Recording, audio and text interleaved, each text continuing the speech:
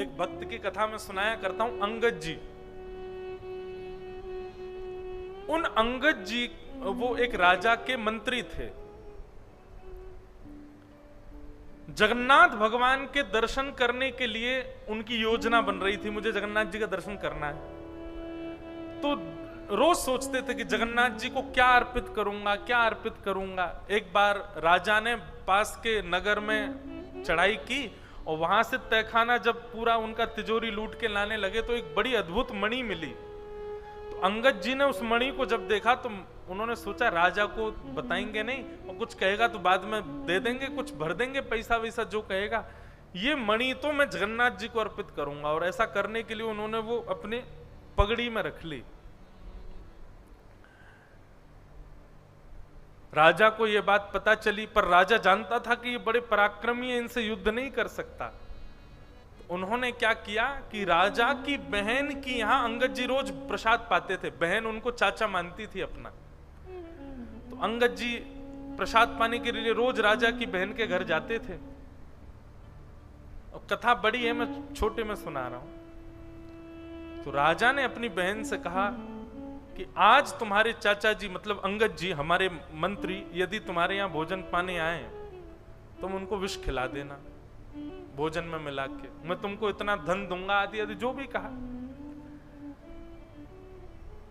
अंगद जी का नियम था कि वो राजा की बहन के यहां भोजन पाने जब जाते थे सबसे पहला ग्रास तोड़ करके उसकी एक बेटी थी, छोटी बहन की बेटी, उसको खिलाते थे। उसका प्रसाद जब हो जाता तब स्वयं पाते थे। आज उसने भोजन में विष मिला दिया। अंगद जी जैसे ही पहुंचे, अंगद जी के सामने ही भोजन का भोग ठाकुर जी को लगाया, और ठाकुर जी को लगा के जैसे ही अंगद जी को रखा, अंगद जी बोले हाँ बिटिया अपनी बेटी को लाओ, पहले उसको खवाऊंगा ना मैं। बोली अब ये तो मैं तो भूल ही गई थी कि बेटी तो इसमें तो विष है, बेटी को कैसे खिलाने दूंगी मैं।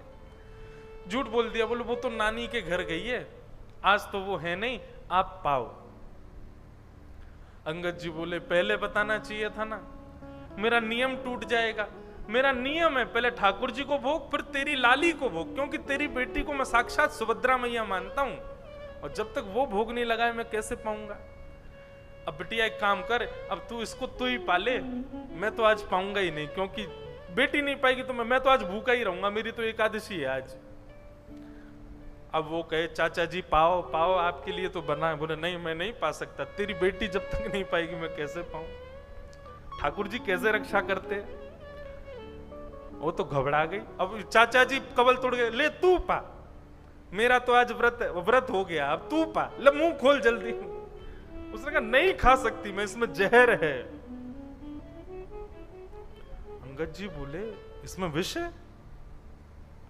पूरी बात बताई, बोले राजा ने मुझे धन दिया था, इसमें विष मिलाने को कहा था, आदि आदि बात।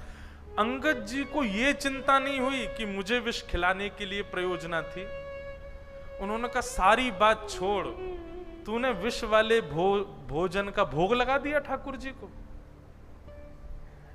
अरे मुझे खिलाना था ना, तूने ठाकुर जी को क्यों भोग लगाया। अंगद जी के नेत्र सजल हो गए, बोले अब तो इसको मैं ही पाऊंगा, क्योंकि मेरे ठाकुर जी ने पा लिया है, और विष वाला भोग ठाकुर जी पा लिए तो मैं कैसे रह सकता हूं। खूब रोका उस कन्या ने, लेकिन अंगद जी नहीं माने और कवल तोड़ तोड़ करके पाने लगे। नाथ का प्रसाद, मेरे ठाकुर जी ने विष पा लिया। और ज्यों ज्यों अंगद जी उसके ग्रास को भीतर लेते जाएं, अंगद जी वैसे ही गौर वर्ण के थे। ज्यों ज्यों ग्रास लेते जाएं, प्रसाद मान करके ग्रास ले रहे थे, अमृत तुल्य बनता जा रहा था, और तेज बढ़ता गया अंगद जी का। और देखते देखते सब चकित रह गए, अंगद जी का कोई बाल बांका नहीं हुआ। विष डाला था लेकिन फिर भी अंगद जी पर कोई असर नहीं हुआ। कहने का अभिप्राय क्या है, आप ठाकुर जी को जिस दिन चैतन्य मानना शुरू कर दोगे, आपकी भक्ति उसी दिन से प्रारंभ हो जाएगी।